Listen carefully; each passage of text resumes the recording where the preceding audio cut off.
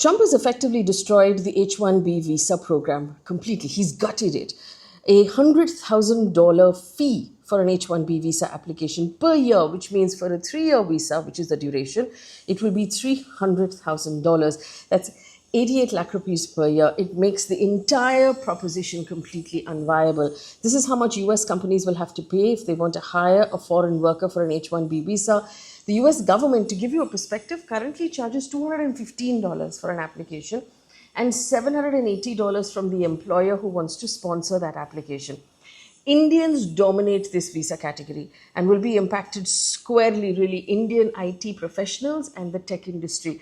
India stands to lose the most. In fact, people are now arguing that this is worse than the 50% tariff that Trump put in Indian exports. And of course, it is a massive blow to Indo-US relations. So the whole problem between India and the US and how we're going to navigate it has gotten much, much worse. In fact, President Trump has also signed a proclamation called the Restriction on Entry of Certain Non-Immigrant Workers, which basically will restrict entry into the United States for individuals as non-immigrants unless their H-1B petitions are accompanied or supplemented by the payment of $100,000. So basically, if you're on an H-1B and you're out of the country right now, they will not let you back in unless this $100,000 has been paid.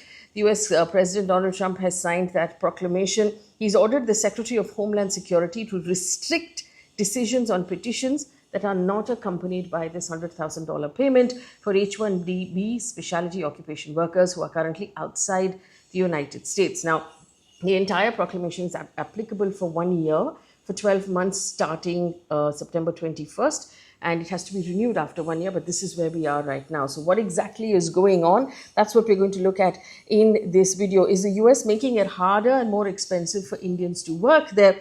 And what does it mean for India? Let's quickly take a look to begin with at what the H-1B visa is.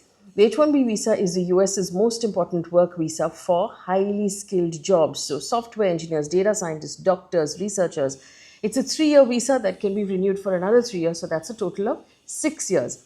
And you have to have a bachelor's degree to get it. It was meant to fill jobs that American companies were struggling to hire for because there was not enough talent in the country. Here's the key. Indians dominate the program. Last year, 2024, India got 71% of all of the H-1B visas that were handed out, and nearly 2.8 lakh Indians get those visas every year. So effectively, like I've told you, what Trump has said is a $100,000 annual fee, which means over that 6-year stint, you're talking about $600,000. That's 5 crore rupees in visa fees. Right? It makes no sense because normally what companies would do is they would take Indian engineers, tech engineers, move them to the US because they cost less than hiring locally. According to Hindustan Times, according to a report from the US Citizen and Immigration Services, the median wage for someone who comes in on an H-1B visa is $97,000, which is less than the fee that they will now be charged. The number is slightly higher for someone who's got a renewed visa. It goes up to $120,000. It's still too close to the fees that will be charged. So effectively, if the visa fees become higher than the annual salary, it's extremely unlikely these applications will be made or people will be brought over at all. So the likelihood, if this stays the way it is, of Indians being taken to the US on H-1B visas is now zero.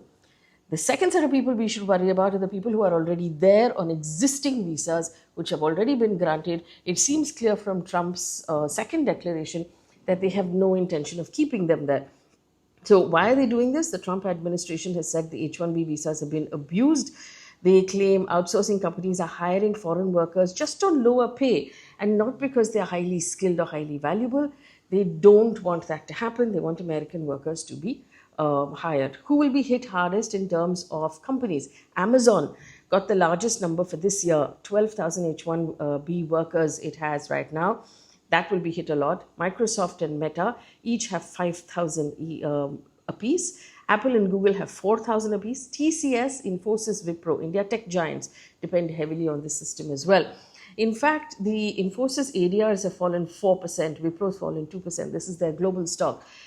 And like I told you, Indians account for 72% of those H-1B. So effectively, Indian talent is going to take a hit. At the same time, remember that gold visa thing we talked about that Trump had actually announced that you can pay your way into a green card? So you pay $1 million, which is 8 crore rupees personally, or 2 million if the company sponsors you, and you get a green card. So what this means effectively that you have to be valued this much because the new rules make the H1 pointless. So either you go via gold card or not at all. Um, Reaction has been swift within America. There are a lot of congressmen who are saying that this is reckless. It will weaken America's workforce. It will weaken American companies. Elon Musk, I must remind you, also came to the US on an H-1B program. And he's argued that it is that program that built companies like Tesla and SpaceX, and restricting it could hurt America's competitiveness. But Trump supporters have argued consistently that this is being done to protect American jobs and wages. So there's an argument that the tech industry in the US will be hit hard by this. Of course, the Indian tech industry is going to take a massive beating because many portions of that business model are getting hurt.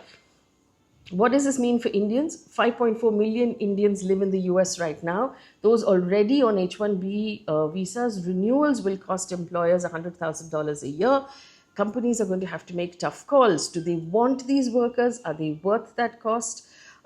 Should they just hire an American themselves? And now experts say that this will lead to many, many Indians actually being sent back because their employers will say, hey, I can't afford this. I'm just going to hire a local American.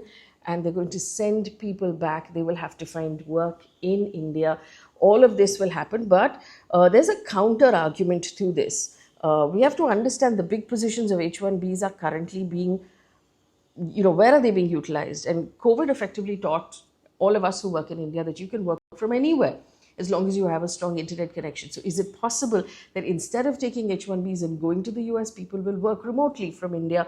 And could that be a solution that the IT sector actually looks at? That's something that's going to become really attractive. But the bigger picture here is Trump's crackdown on immigration and Trump's crackdown on his relationship with India. Remember, when he took over as president, the H-1B visa came up, and India did a lot of work to smooth out those creases. And we were under the impression that the creases have been smoothed out. But apparently with Trump, you can never call it. So now it's back on the table again, and it's worse than ever. So we've not heard from the Indian government or the External Affairs Ministry, but I'm assuming that a lot of heads are being put together right now to figure out how they can get on top of this, because this will hurt Indian talent, Indian companies, Indian economy. And that's going to be, that's going to be a tough one. So the big question is, will this push Indian talent to work back home? Will it weaken global innovation? Will it give a fillip to Indian innovation? If, our brightest and smartest decide to stay back in India, all of these things could happen. But there is this one thing, Taco, the fact that Trump always chickens out is what a lot of people say about his surprise announcements, that he'll never see it through. He could change his mind. He could roll it back. It's possible, and until then, we're all going to be scrambling and holding our breath to figure out what that means. But in the meantime, this is not a good sign for what Trump is thinking of Indians. It's not a good sign of what Trump is thinking of immigration. It's not a good sign sending it, to the rest of that country as well about Indian workers who work there. It gives the feeling that they're not wanted. So it's adding to a lot of the din that we're talking about of a negative sort of pushback towards Indian immigration globally, because this is not a good sign to come out. So for everyone living in the US right now, if you're still on an H-1B, you might have to have these conversations to figure out what is really going on. And this will actually, in my opinion, sends a bad sign as to how the Trump administration views India right now and views Indian workers right now. Not a good sign. Leave me a comment in the comment section of how you are interpreting what is happening right now with the US.